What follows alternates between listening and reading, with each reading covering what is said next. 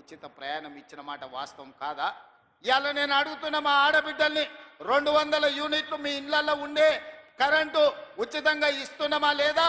ఇవాళ తెలంగాణ రాష్ట్ర ప్రజలకు నేను చెప్పదలుచుకున్నా, 200 యూనిట్లు ఉచిత కరెంటు పేదవాళ్లకు 50 లక్షల కుటుంబాలకు ఈనాడు తెలంగాణ రాష్ట్ర ప్రభుత్వం పేదవాళ్లకు అందుబాటులోకి తీసుకొచ్చిన మాట వాస్తవం కాదా?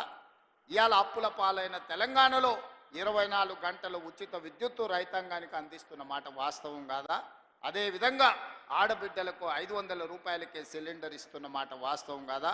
ఇవాళ నేను చెప్పదలుచుకున్న తెలంగాణ రైతాంగానికి వేదిక మీద నుంచి 25,35,000 మంది రైతులకు 20,617 కోట్ల రూపాయలు 2 లక్షల రూపాయల వరకు రైతు రుణమాఫీ చేసి మీ రుణం తీర్చుకుంటామని చెప్పినాం. ఈనాడు మీ రైతు రుణాలను మాఫీ చేసి ఈ రైతు రుణాల మాఫీ కాదు, ఆనాడు రైతు బంధు ఎన్నికల కోడ్ను అడ్డం పెట్టి కేసీఆర్ ఎగ్గొట్టిపోతే 7,625 కోట్ల రూపాయలు ప్రభుత్వం ఏర్పడిన ఎంబడే రైతు భరోసా పథకం ద్వారా మీ ఖాతాలలో నిధులేసిన మాట వాస్తవం కాదా? ఈ రకంగా చెప్పుకుంటూ పోతే తెలంగాణ ఉద్యమంలో ఉన్న నిరుద్యోగ యువకులకు 57,924 ప్రభుత్వ ఉద్యోగాలను మొదటి 10 నెలల్లోనే నియామకాలు అందించి నిరుద్యోగ సమస్యను తెలంగాణ రాష్ట్ర పొలిమేర్లు దాటే వరకు తరిమిన మాట వాస్తవం కాదా? గత 10 రోజుల నుంచి ఈనాడు పాత్రికేయ మిత్రులను నేను అడగదలుచుకున్నా, హైదరాబాద్లో మీ ఇండ్ల పట్టాలకు భూములు ఇస్తే 10 ఏళ్ళ పట్టాల సర్టిఫికెట్లు మీకు చంద్రశేఖరరావు ఇయ్యలే. నేను వచ్చిన తర్వాత మీ కుటుంబాలను పిలిచి రవీంద్ర భారతిలో భోజనం పెట్టి మీ జర్నలిస్టులకు ఇండ్ల పట్టాలు నేను ఇచ్చిన మాట వాస్తవం కాదా? 10 ఏళ్ళు చంద్రశేఖరరావు మీకు అన్యాయం చేస్తే మీకు ఇండ్ల పట్టాలు ఇచ్చింది ఈ ప్రభుత్వం కాదా అని నేను అడుగుతున్నా. ఇవాళ గ్రూప్ 1 పరీక్షలు, గ్రూప్ 2 పరీక్షలు, గ్రూప్ 3 పరీక్షలు, ఇవాళ మీ ఉద్యోగాల కోసం ఈరోజు పరీక్ష ఫలితాలను ఇచ్చి ఈరోజు మిమ్మల్ని ఆదుకునే ప్రయత్నం చేస్తున్నాం కదా. అందుకే ఒక్క నిమిషం ఉండండి చూసిన దించండి. అందుకే ఈరోజు మీ సమస్యలను పరిష్కరించడం కోసమే ఈరోజు ప్రజాపాలన ప్రగతి బాటల పేరు మీద మీ ముందుకొచ్చి మీ దగ్గర నిలబడి మాట్లాడుతున్నాం. ఈరోజు నిరుద్యోగ సమస్యనే కాదు, మీ విద్యకు సంబంధించి టీచర్ల ప్రమోషన్లు 11,000 మంది ఈరోజు టీచర్ల నియామకాలు చేపట్టి పేదలకు విద్యను అందుబాటులోకి తీసుకురావాలని ప్రభుత్వం చేస్తున్న ప్రయత్నం నిజం కాదా అని నేను మిమ్మల్ని అడుగుతున్నా.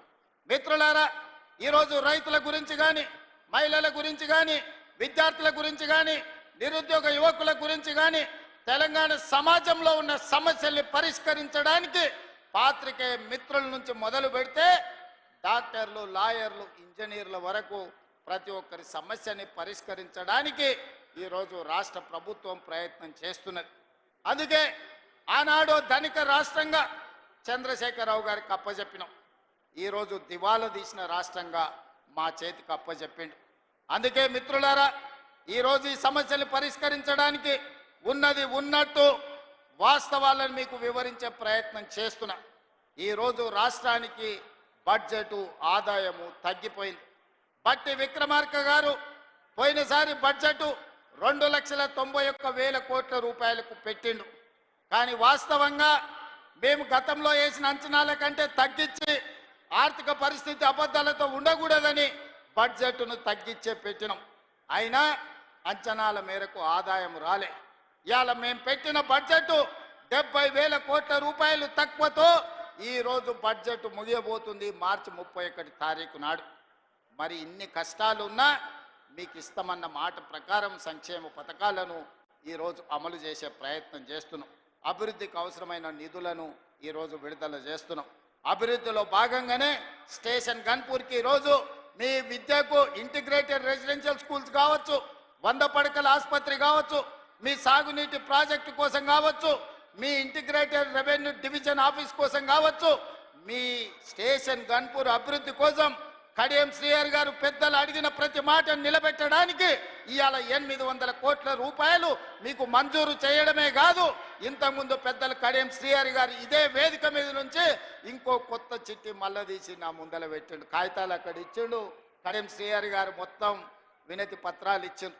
వారిని చూస్తేనే నాకు భయం అవుతుంది. వారు ఏ పైరవ అడిగారు, ఏ సొంత పని అడిగారు. వారు వస్తేనే నా ప్రజలకు ఏదో చెయ్యాలి, స్టేషన్ గన్పూర్కు నిధులు తీసుకు